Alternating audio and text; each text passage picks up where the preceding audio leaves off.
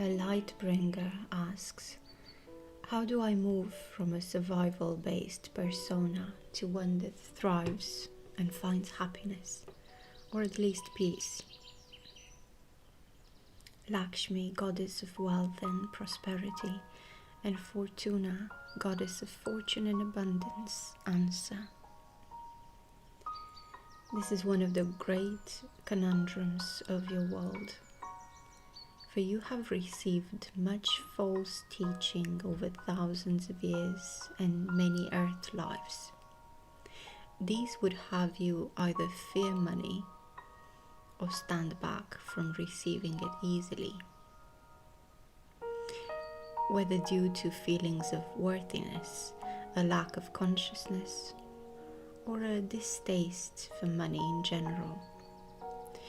All of these have less to do with money itself and far more to do with the plan to permanently disempower humanity, which we'll speak of in a moment.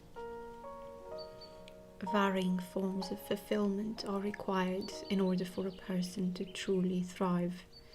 Yet we shall speak of money first, as having enough money to no longer struggle financially feels to be a part of your question.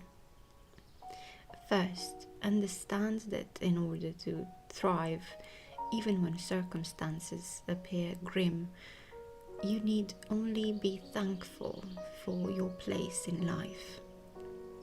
Thankful for any good thing you can find, or thankful for no reason at all.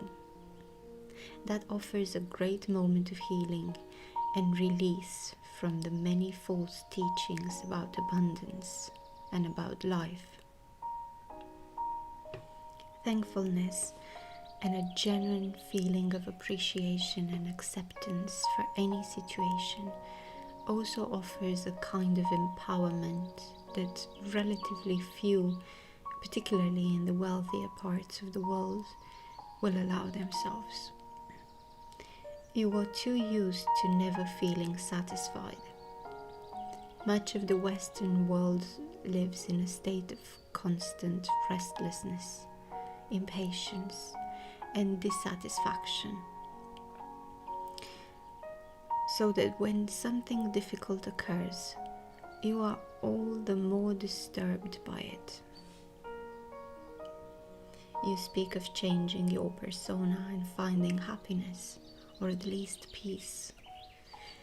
Yet we can tell you that happiness will not come without peace, and that peace is so powerful to hold in one's being that happiness will either naturally follow or feel to be already present. To resonate with the feeling and inner knowing that all is well is to move beyond the temporary state that most associate with happiness. Though happiness is a life-affirming, positive place for the mind and heart, most people feel it is dependent upon outer circumstances consistently lining up as they prefer. Suddenly placed in an outer situation that is not so positive, that happiness they had claimed an hour ago now feels to have moved further away. In times of genuine loss, anger, grief, or aimless wandering, it can feel to be nearly unreachable. Let us look at the seed of the survival-based persona, at the feelings of unsureness about the money, positive connections, good health, and positive opportunities that most equate with thriving.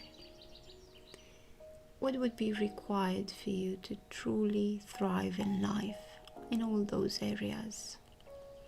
Have you decided yet?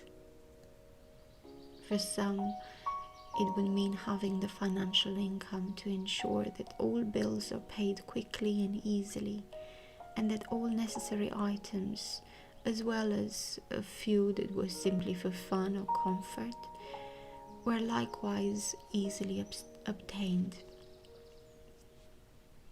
It would mean experiencing good health in a steady way and happy connections with loved ones, as well as fulfilling work. And the right balance between quiet time on one's own and enjoyable times with others. But our questioner speaks of more than that, of having peace of mind and heart, a positive life energy that carries one above circumstance to a place of centered calm, whatever may be happening outwardly. Beyond that, it would also mean a conscious path of inner growth, a connection to one's higher self and the universe in ways that bring a love of life and a deep feeling of purpose.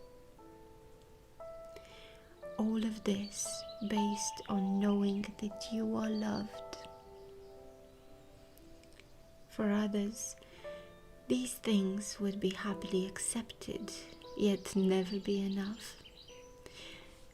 Their tastes, interests, and social connections would require them to go well beyond the basics of a solid financial basis and enjoyable work, even beyond feeling loved and being in good health. They would also need to feel they were impressive, not only to themselves but to others, and to continue that role for as long as possible. At the other end of the spectrum are those who simply desire to be free, to have their basic needs met, and the ability to travel, study, or volunteer as they desire, with few possessions to weigh them down in life beyond the essentials. Still, others have little to no interest in thriving. They are more at home with feeling angry, depressed, or victimized by life. Without those roles to play, and the ongoing complaints and low self-esteem they suffer daily, they would hardly know themselves. We judge none of this. However, a person wishes to live their life is entirely up to them.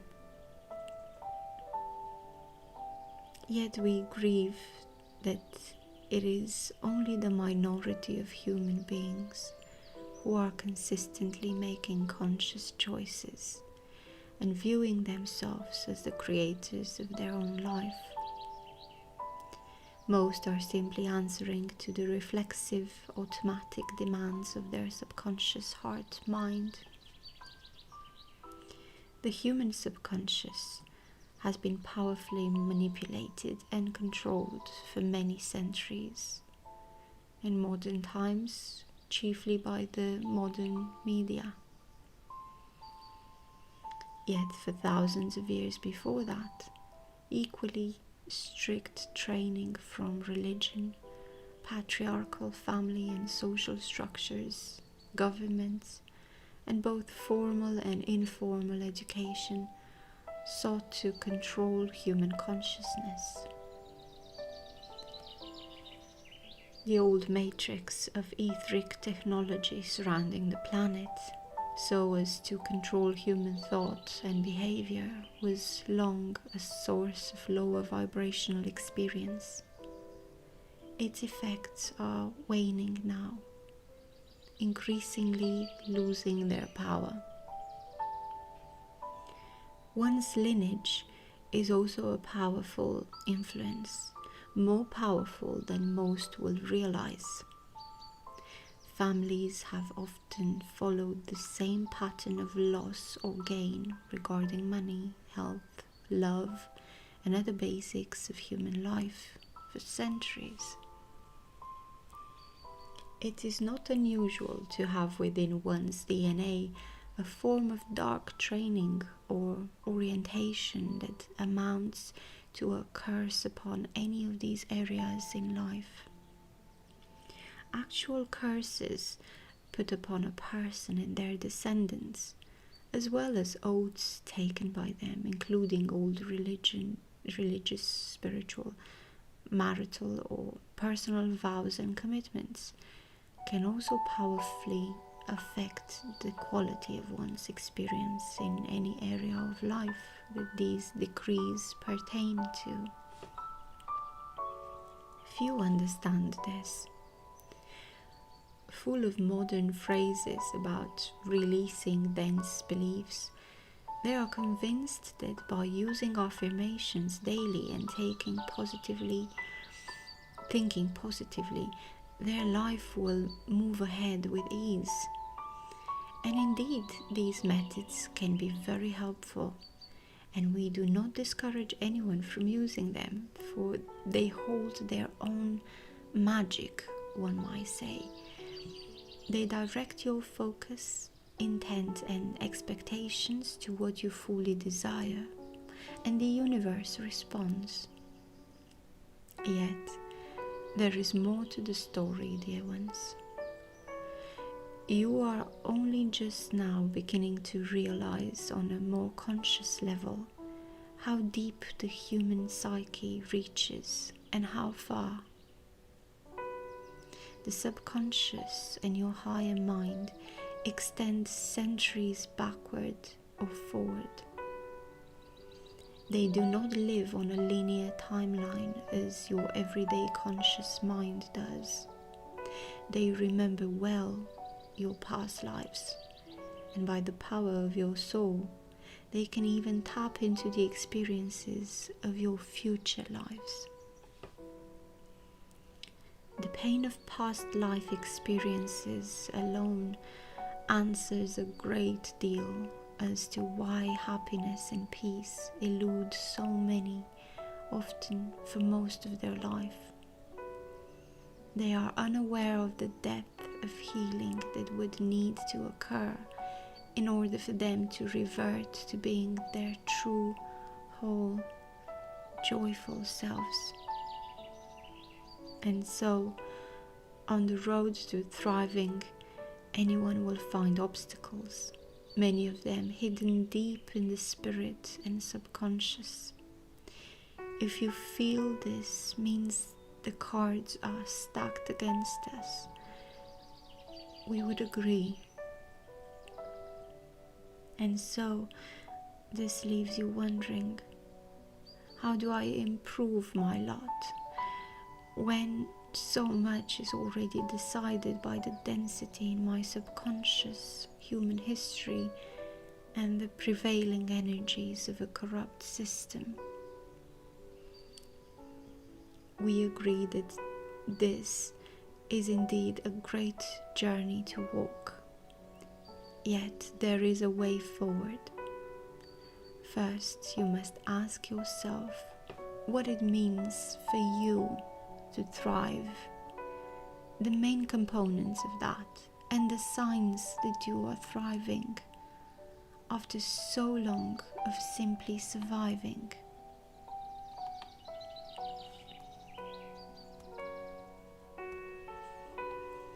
The messages from the Spirit of Abundance were channeled by Caroline Oceana Ryan, and the message was read for you by